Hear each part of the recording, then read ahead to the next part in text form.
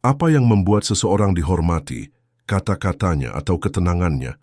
Lihat sekelilingmu, mereka yang paling banyak bicara seringkali paling sedikit didengar. Mereka berbicara tanpa diminta, menjelaskan tanpa ditanya, membela diri bahkan sebelum diserang. Tapi yang paling menggetarkan bukanlah suara yang lantang, melainkan keheningan yang teguh. Mengapa diam terasa mengancam bagi sebagian orang? Mengapa kita merasa bersalah jika tidak menjelaskan siapa kita, apa yang kita capai, dan mengapa kita pantas dihargai? Dari kecil kita diajarkan, bicaralah agar dianggap. Tapi tidak ada yang memberitahumu bahwa semakin keras kamu berusaha meyakinkan orang lain tentang nilaimu, semakin kamu tampak meragukannya sendiri. Keheningan yang mantap bukanlah ketidaktahuan, ia adalah keteguhan.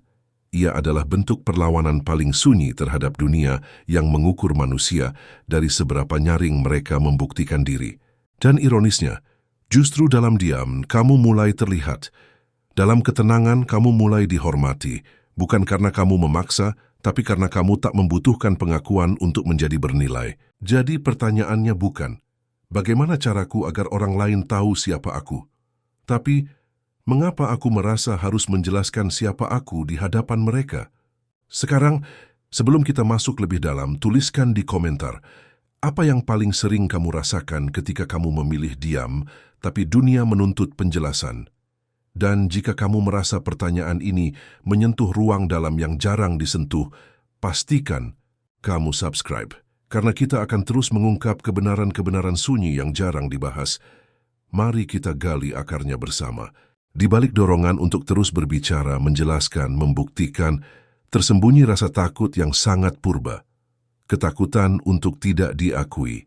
Kita hidup dalam masyarakat yang mengkondisikan kita untuk percaya bahwa nilai diri hanya ada sejauh orang lain mampu melihat dan memvalidasinya. Dari media sosial hingga ruang kerja, dunia membentuk kita menjadi makhluk yang lapar akan pengakuan. Kita tidak hanya ingin dikenal, kita ingin dilihat, dipuji, ditandai sebagai berhasil. Dan untuk mencapainya kita bicara, tanpa henti. Kita menjual citra, membentuk persona, berteriak agar eksistensi kita tak tenggelam dalam hiruk-pikuk dunia. Tapi para filsuf Stoa ribuan tahun yang lalu sudah melihat jebakan ini. Zeno dari Citium, pendiri Stoicisme, mengajarkan bahwa nilai sejati bukanlah apa yang orang lain pikirkan tentang kita, tapi bagaimana kita menjalani hidup sesuai dengan logos, akal budi universal. Seneca berkata, semakin sedikit kamu berbicara tentang dirimu, semakin orang ingin tahu siapa kamu sebenarnya. Dan Marcus Aurelius, seorang kaisar yang tak pernah merasa perlu membela dirinya sendiri, menulis, keheningan adalah bentuk kebajikan ketika kata-kata tak lagi membawa kebijaksanaan. Stoicisme menantang kita untuk mengurai ilusi bahwa harga diri berasal dari luar. Padahal, ketika kita menyerahkan nilai kita pada penilaian orang lain, kita menjadi tawanan dari opini mereka. Kita hidup dalam bayangan, bukan dalam keutuhan. Diam dalam filosofi ini bukanlah kekosongan. Ia adalah kesadaran akan batas antara dirimu dan dunia. Ketika kamu diam, kamu tidak menyangkal siapa kamu. Kamu hanya menolak untuk menjadikan pendapat orang sebagai ukuran eksistensimu. Inilah akar masalahnya. Kita bicara bukan karena ingin dipahami, tapi karena takut dilupakan. Dan justru dalam ketakutan itu, kita kehilangan kendali atas nilai diri yang seharusnya tak tergoyahkan. Sekarang mari kita lihat bagaimana ketakutan ini perlahan mengubah cara kita hidup dan melihat diri kita sendiri. Tanpa kita sadari, kebiasaan untuk selalu berbicara, untuk membela diri, menjelaskan, memperkenalkan, bahkan membanggakan, telah membentuk cara kita menjalani hidup.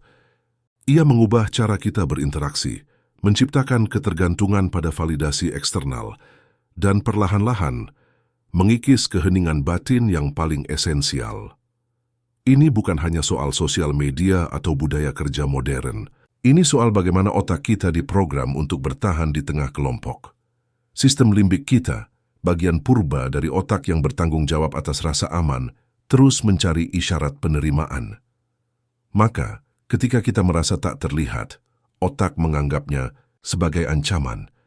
Kita pun bicara beralasan bahkan memalsukan diri hanya agar diterima. Dan disitulah perang mulai terjadi, antara diri yang sejati dan diri yang dibentuk demi eksistensi. Konsekuensinya, kita kehilangan kekuatan paling mendasar, otoritas atas diri sendiri. Kita menjadi rapuh, mudah tersulut ketika orang tak setuju. Kita menjadi haus perhatian, meski itu berarti mengorbankan prinsip. Kita menjadi budak dari bagaimana aku terlihat, bukan siapa aku sebenarnya. Diam bukan lagi pilihan. Ia menjadi ketakutan, karena diam berarti tidak mengendalikan narasi. Diam berarti memberi ruang bagi orang lain untuk menilai sesuka hati. Tapi justru disitulah jebakannya. Kita terlalu sibuk bicara, sampai lupa bahwa keheningan memiliki bahasa sendiri. Bahasa yang hanya bisa dibaca oleh mereka yang cukup dalam untuk merasakannya. Dan ketika kita terus bersuara hanya agar didengar, kita menciptakan paradoks yang tragis. Suara kita menjadi bising tapi tak lagi bermakna. Yang lebih menyakitkan, kita mulai percaya bahwa tanpa suara kita tak punya nilai, padahal mungkin justru karena terlalu banyak berbicara, kita kehilangan wibawa. Dan karena terlalu sibuk menjelaskan siapa diri kita kehilangan kesempatan untuk benar-benar dikenal. Sekarang tiba waktunya untuk memberontak, bukan dengan kata-kata, tapi dengan cara berpikir yang baru. Inilah saatnya berhenti mengikuti irama dunia yang terlalu bising, bukan dengan teriakan yang lebih keras, tapi dengan diam yang lebih dalam. Revolusi sejati dimulai bukan ketika kamu melawan orang lain, melainkan ketika kamu berhenti melawan dirimu sendiri. Saat kamu tak lagi tergoda untuk menjelaskan siapa dirimu, saat kamu tak lagi merasa perlu membantah kesalahpahaman, saat kamu tahu bahwa nilai dirimu tidak berubah, meski tak ada satupun yang memahaminya. Marcus Aurelius menulis dalam Meditations, "Kamu punya kekuatan untuk tidak punya opini. Itulah kemerdekaan sejati, kebebasan dari kebutuhan untuk menjawab. Ketika kamu berhenti membuktikan, kamu mulai memegang kendali. Kamu tak lagi bergantung pada penilaian eksternal, dan justru karena itu, orang mulai melihat kekuatanmu. Diammu menjadi batas, diammu menjadi pernyataan, diammu mengajarkan dunia. Aku tidak perlu dipahami untuk menjadi bernilai." Lihat tokoh-tokoh besar sepanjang sejarah. Mereka yang paling dihormati bukan karena kefasihan mereka, tapi karena kehadiran mereka. Epictetus, yang lahir sebagai budak, tidak berbicara banyak tentang harga dirinya. Tapi ia hidup dengan prinsip yang membuat dunia tak bisa mengabaikannya. Diam bukan berarti pasif. Diam adalah strategi aktif. Sebuah disiplin batin yang mengatakan, "Aku hadir tapi aku tak tergoda untuk membuktikan eksistensiku." Dan dari sinilah kamu mulai membangun kehadiran yang kuat. Bukan karena kamu berbicara lebih keras, tapi karena kamu sudah tak lagi membutuhkan panggung untuk merasa utuh, rebel dengan diam. Hormat bukan untuk dicari, tapi dipantulkan oleh integritas. Sekarang, kita tiba di momen paling hening dan paling kuat. Kebenaran terakhir yang akan mengubah cara kamu melihat dirimu sendiri. Inilah kebenaran yang selama ini bersembunyi di balik semua kegelisahanmu. Kamu tidak perlu dikenal untuk menjadi berharga, dan kamu tidak perlu bicara untuk menunjukkan bahwa kamu ada. Kehadiran sejati tidak membutuhkan penjelasan. Ia terasa, ia memancar.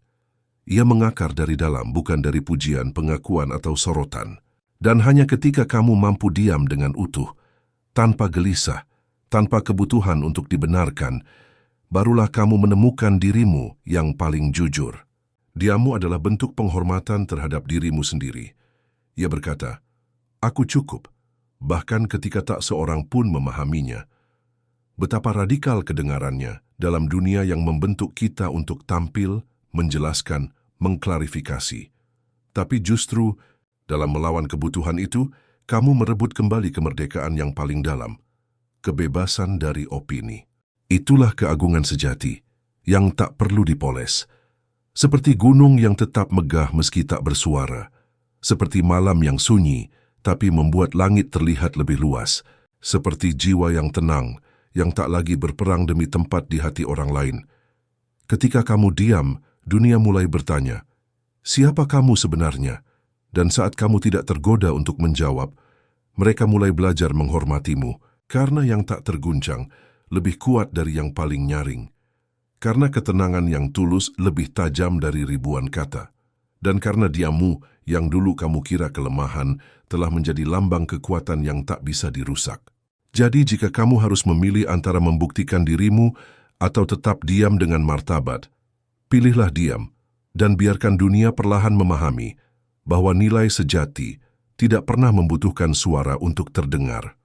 Like video ini jika kamu ingin menyimpan diam yang baru saja kamu temukan, karena kadang satu klik adalah janji sunyi bahwa kamu siap berubah. Dan jika ada bagian dari dirimu yang belum selesai, jangan berhenti di sini. Di video selanjutnya kita akan membongkar bagian yang bahkan dirimu sendiri takut untuk lihat. Saya tunggu kamu di sana.